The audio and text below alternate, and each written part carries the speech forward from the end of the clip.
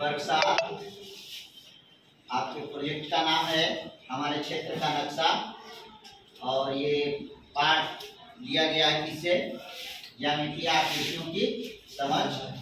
और इस प्रोजेक्ट के अंतर्गत हमारे क्षेत्र के नक्शा में हम लोग बनाना सीखेंगे अपने विद्यालय का नक्शा।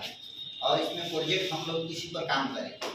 और इस विद्यालय के निर्माण में, यानी कि विद्यालय पूरे विद्यालय प्रांगण के बिल्डिंग ऑफिस सारे के निर्माण में, ग्राउंड फील्ड जो फुलवारी सब है, इस सब के निर्माण में बहुत सी आकृतियों का प्रयोग किया गया है, जिसमें आपका आएगा रेखा, किरण, रेखाखंड, कोण, त्रिभुज, आयत, वर्ग, चतुर्भुज, गोला, घन, घनाभ, शंकु, बेलन आदि सबका प्रयोग आप उस नक्शा के बनाने में करेंगे।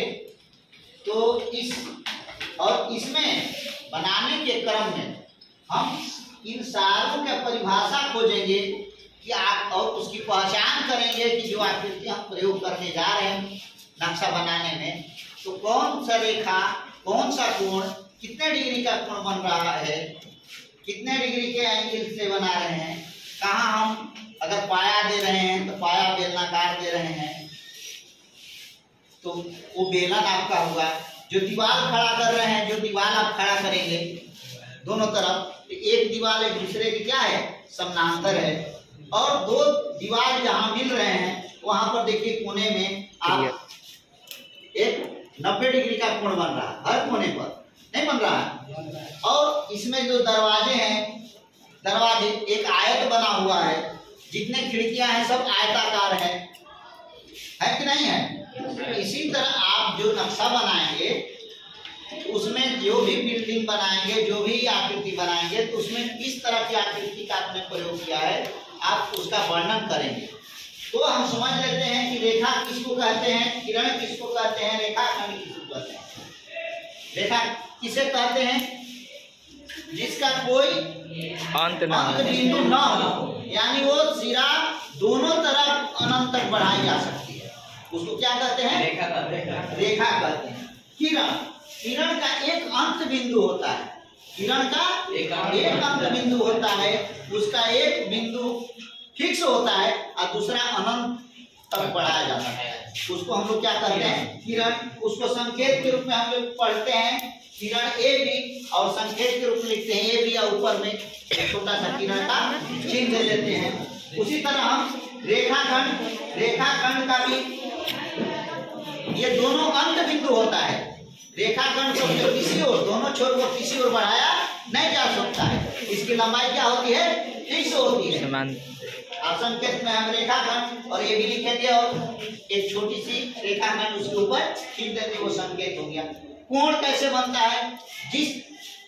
जिन बिंदु पर दो किरण आकर मिलती है, या दो रेखाखंड आकर मिलते हैं, या दो रेखाएं आकर मिलती हैं, और मिलने के बाद जो झुकाव पैदा होता है उसी को क्या कहते हैं? कोण। इसे हम पढ़ते हैं क्या? तो जहां पर मिलती है यहाँ झुकाव पैदा होता है। इस चित्र को देख लीजिए, इसी चित्र में वहां पर कोण बन रहा है, इसीलिए इसका कोण का नाम हो गया कोण ए ओ बी। जिस बिंदु पर कोण बनता है, लिखने में संकेत के रूप में उस बिंदु को हम अक्षरों के बीच में लिखते हैं। जैसे ए ओ बिंदु को बना है ए ओ बी, ओ को हमने बीच में रखा है। अगर यही हम नाम चेंज कर देते, ओ यहाँ रखते, ए यहाँ रखते, तो आपका नामकरण हो जाता ओ ए बी। माने जिस बिंदु पर कोण बनेगा वो लिखने के दौरान उसको कहाँ रखेंगे? बीच में। अब हम आते हैं दो समानांतर रेखाओं को कोई तिर्यक रेखा काटती है तो उसके एकांतर कोणों का युग्म समान होता है, संगत कोणों का युग्म समान होता है, रैखिक युग्म बनाता है, रैखिक युग्म के कोणों का युग्म 180 डिग्री होता है। तो इन पहचान करेंगे कि इसमें कौन सा संगत कोण है और कौन सा एकांतर कोण है, कौन बाह्य एकांतर कोण है, कौन अंतः एकांतर कोण है, कौन रैखिक युग्म है। तो देखिए कोण 1 और 8 ये रैखिक युग्म है, रैखिक जो मुवा कोण होता है, जो एक रेखा, एक सीधी रेखा पर कोई आकृति एक रेखा काटती है, दोनों कोणों का जो जब 180 डिग्री का हो जाता है तो उस कोण को हम क्या बोलते हैं? रैखिक युग।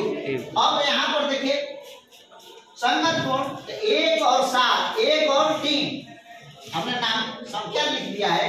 कोण 1 और 3 दोनों कोण आपस में क्या होंगे? बराबर होंगे। कोण 8 और 6 बराबर होंगे, ये संगत कोण है। कोण 7 और 5 संगत कोण है, ये बराबर होंगे। कोण 2 और 4 संगत कोण है, आपस में बराबर होंगे। एकांतर कोण देखिए, अंत एकांतर कोण में आपका है 2 और 6 बराबर होंगे, 7 और 3 बराबर होंगे। उसी तरह हम आते हैं जहां पर 2 से अधिक आकृति, 2 से अधिक रेखा मिलकर बंद आकृति बनाती है। जितने भी आकृति आप पढ़िएगा पूरी दुनिया में, वो 2 तरह की आकृति होती है, एक बंद आकृति, दूसरी खुली आकृति। आपने जो स्ट्रक्चर बनाएंगे विद्यालय का, उसमें कुछ बंद आकृतियां बनेगी और कुछ खुली आकृतियां बनेगी। और उस आकृति में देखिए त्रिभुज का जो आकार है, तीनों रेखा से घिरा हुआ है और त्रिभुज घिरा हुआ है, इसमें 3 भुजाएं हैं, 3 कोण है और 3 शीर्ष है। उसी तरह हम वर्ग देखिए, वर्ग की सभी भुजाएं क्या होती है? बराबर होती है। और वर्ग के में देखिए 2 विकर्ण भी होते हैं जो आपस में बराबर होते हैं और एक दूसरे पर लंब भी होते हैं। और समानांतर, ये जो वर्ग है और आयत एक समानांतर चतुर्भुज भी है। चतुर्भुज इसलिए है, इसमें भी 4 भुजा है। और समानांतर चतुर्भुज आमने सामने की भुजा वो संगत भुजा हम लोग कहते हैं। ये भुजा ए बी और सी डी संगत भुजा है, ए सी और बी डी संगत भुजा है। उसी तरह देखिए बेलन, उसी तरह शंकु, ये आपका गोला है, ठोस गोला है, ये घन है और ये वृत्त है। वृत्त किसे कहते हैं? किसी को केंद्र मानकर उसके चारों ओर परितः खींचा गया जो आकृति है, वो क्या है? वृत्त है। तो इन्हीं आकृतियों का प्रयोग करके आपको विद्यालय का नक्शा, अपने विद्यालय का नक्शा बनाना है। Thank you.